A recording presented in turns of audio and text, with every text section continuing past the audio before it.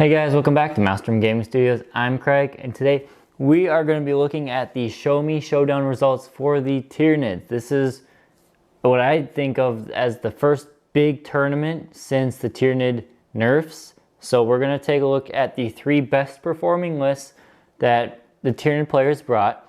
We're going to see what kind of models they brought.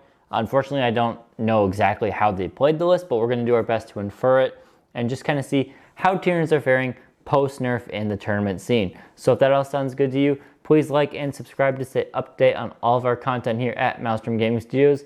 And if you want to help support our channel, do consider becoming a channel member. Channel members, thank you. You are really what keep us going here at Maelstrom Gaming Studios. So from all of us to you, thank you guys. Now, with all that out of the way, let's dive into today's video.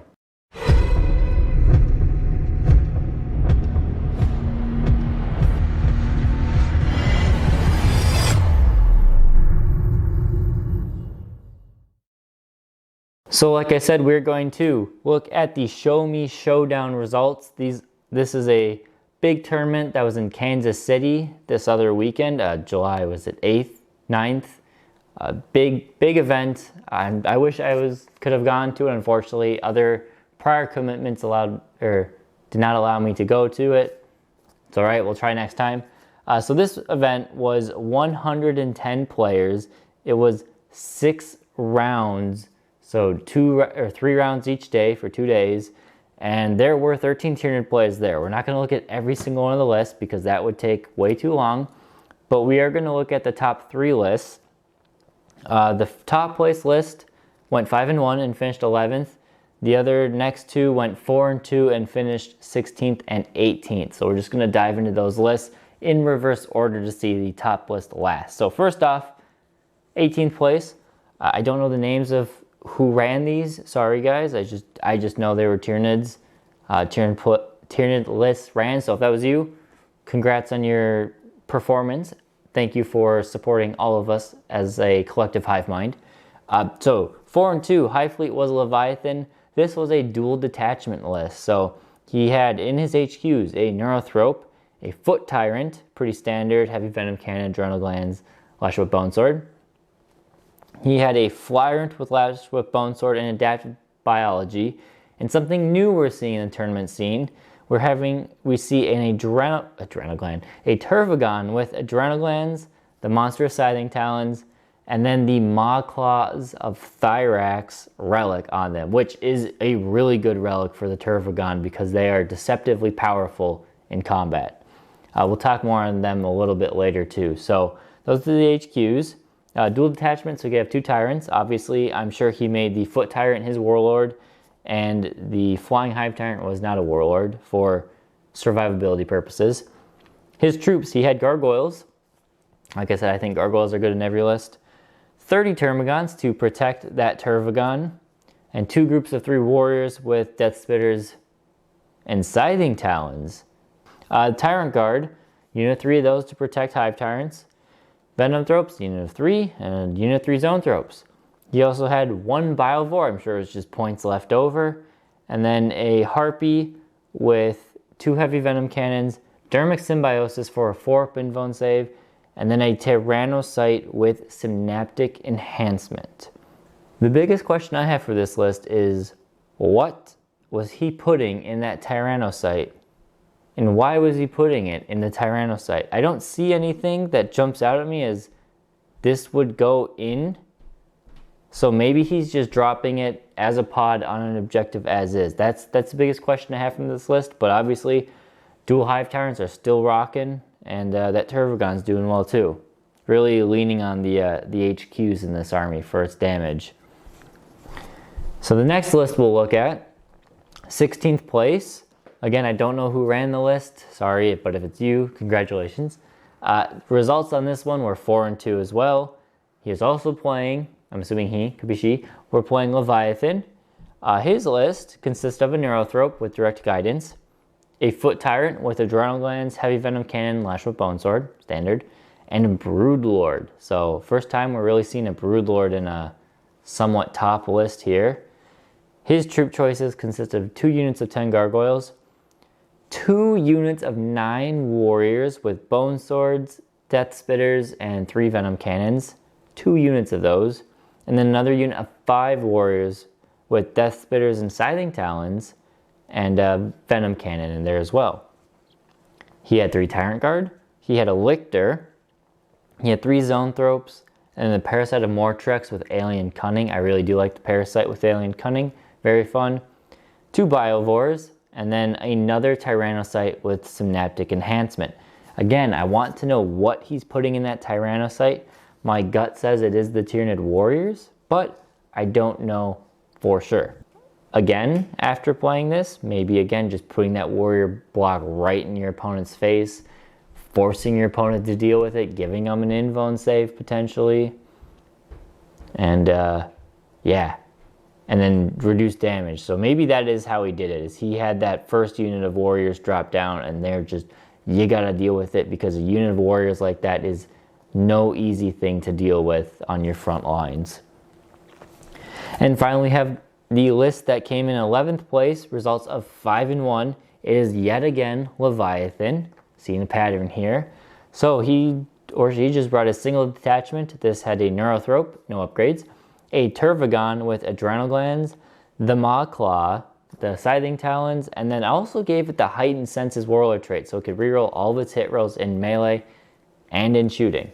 So nice there. I'm curious if he thought that was worth it or not. It could be, definitely, but interesting. And then the Flyrant with Lash with Bone Sword, Adaptive Biology, and the Reaper of Obliterax. So pretty standard loadout there from the Flyrant. Very interesting on the Tervagon. I will say I have used a Tervagon like this, and it is very good. So against the right opponent, of course. Also rocking 30 Termagants, 2 groups of 3 warriors with Death Spitters and Scything Talons, 3 Zoanthropes, and a Moloch. So interesting, using it maybe as a shock troop type thing, just to run up and distract your opponent, is the best thing I can see someone using it to kind of pair with the Flyrant maybe. And then in the heavy support, we have 4 Heavy Venom Cannon Enhanced Sensed Scything Talon wielding Carnifexes. 4 of them. Even with their point increases, they're still very, very good. The Hive Tyrant can give off buffs to them to allow at least one of them rerolls to hit. And then one of those Carnifexes was upgraded with the Synaptic Enhancement and given Spore Cyst. So just that one Synapse bubble, just a little extra durability on it, which I'm all for. That's what I've done with my Screamer Killers too. Finally, rounding it out, if that wasn't enough big armor, he's got the Tyrannofex with the Acid Spray and Dermic Symbiosis. So a lot of Monster Mash on this one, really. It just seems like it is Monster Mash with a block of troops to kind of hold probably the middle / backfield objectives, while the rest of them just do their thing. So that's the list. Congratulations, whoever you are. Again, Bowscribe wouldn't show me your name, so congratulations to Hivemind, who went 5 and 1 playing Leviathan. So let's talk about these lists a little bit. It's very obvious that Leviathan is the way people are going for competitive. It already was the way a lot of people are going competitive, but even now, the Leviathan durability that they have is just, it's too good to pass up in a lot of situations. I still think Behemoth, Jormungandr, and Kraken have competitive potential. I'm leaning towards Behemoth over Kraken now, but I still like my Kraken. I still love my Kraken. The biggest change here is that Kraken really excelled with their 1 CP strat to move a unit 8 inches and then you put Onslaught on and they can still advance and charge. But that was 1 CP every turn. You're probably using it 3 or 4 times a game, depending on how long the game went on. With the changes to CP, you don't have the CP stockpiled up to use that consistently every single time. So I can see Kraken players kind of adjusting the way they did that. Also, Kraken lists like mine just went up an astronomical amount of points. So they're going to have to rethink how they play that list. Less tools in the army, but still there. And I like Behemoth and Jormungandr because they do have access to that really good unadaptive trait for OBSEC monsters, where if you want to bring things like the Tervagon or the Hive Tyrants, even Carnifexes and Tyrannofexes, them being OBSEC are really good for contesting the middle objective and then holding your backfield objectives without worrying about an opponent potentially stealing it. So with Leviathan doing that, I think that further boosts the thoughts that I had early on, is that it's not so much, I mean, the data sheets, obviously they're very good, but it's almost Leviathan is more of an issue than the data sheets themselves. I think they should have, and they should still tone something down with Leviathan, but then if you tone down Leviathan, now everything's going to suffer a little bit. That's my personal thing, is I think Leviathan is more the problem than the point costs right now. Having big blocks of warriors where you don't have to pay for their better weapon upgrades, you have permanent transhuman on them, and then potentially with psychic powers, permanent 5-up invuln saves on them, is just a nasty amount of durability, and something that does not work with just changing point values, because the same block of 9 warriors in Gorgon is going to be nowhere near competitive to the level that Leviathan is. They still can be good, but not nearly the same amount. So that's my problem, is I think the Leviathan traits are just, it's too good, because now they have to adjust point values based on that trait, not based on the rest of the Hive fleet. So my little gripe there, but that is that. It is nice to see a little new variety in these lists. Yes, they're all playing Leviathan, but I think there's some variety in the list. You see a good mix of people running 2 Hive Tyrants and people running 1. I kind of like what I thought of when we were making that video. I thought no one would be running 2 Hive Tyrants, but when I thought about it while recording, I was saying, you know, maybe some people will, but you're going to need a Foot and a Flyrant. So your Foot Tyrant can be the Warlord, so your Flyrant can go off and die and cause havoc and still keep your imperatives and things. So good mix there. Tervagon is the big one that I'm liking to see. I love the Tervagon. You will see in a battle report in a week and a half or so, I am bringing Tervagons, and we're having some fun with them. Yeah, I love them. So I'm glad to see them getting some love. They're very durable. Even in Leviathan, they're going to be that much more obnoxiously durable. It does hit hard in combat. You look at the thing, you're like, it's just a big walking birthing sack. Maybe it hits kind of hard, and they never used to hit too hard. But now they hit really, really hard. The Maw Claws can make them a serious combat threat, and they can catch your opponent off guard. And they come with a free unit of Gaunts inside of them as well. So I do love the Tervagon. I'm glad they're seeing some love. I definitely am working on incorporating at least one in my list, but that's for another time. We will be doing on Monday a deep dive on the Tervagon. I thought it would be a proper time to kind of introduce the Tervagon in a deep dive format, seeing that they are starting to rise in competitive lists. So why not? We're going to do that. So stay tuned to Monday. Subscribe so you are ready for that video when it comes out.